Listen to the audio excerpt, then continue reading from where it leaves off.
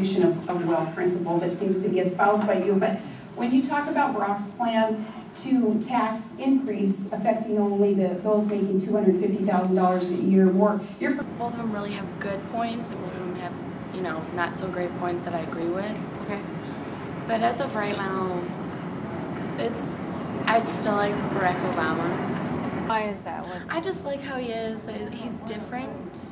Okay. But he still has a lot of good views on things, and he tries to get as much involved with the communities as he can, from what I've seen.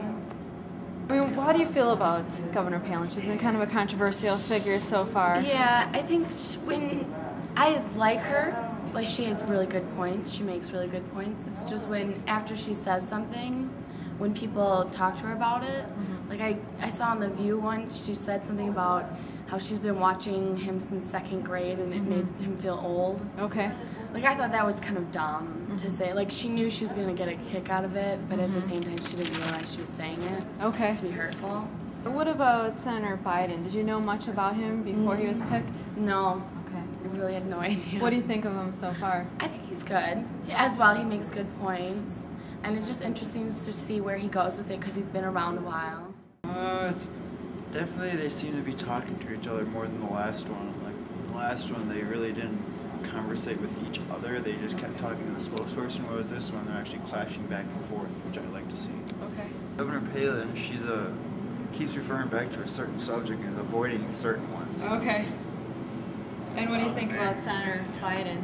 He seems straightforward, to the point, answers the questions he's asked. Did you know much about either of the vice presidential candidates before tonight's debate? Not really. How closely have you been following the election? Well, the first debate that I watched, was the last one. And, this is my first year of voting since I just turned 18 a while back. And so, somewhat closely, more than I usually do. You hear only one side of the stories on commercials and on the radio.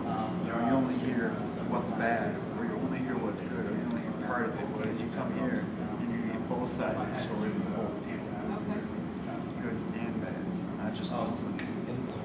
I was all for McCain, but after last time, I took tallies of points that I liked, what they said, and what I didn't like, and it seemed that Obama had a lot more than McCain had. So I'm not sure at this point. Senator McCain. Okay. Why are you planning to vote for him? Just for most of what he stands up for. Okay. What are some of those things that you like that he stands for? Well, the tax cuts, it'll help more of the average American just pull in, just enough money to support themselves. Okay. What do you think of Senator Obama? To me, most of it, he doesn't really have a full-fledged plan of when he gets into office, if he does.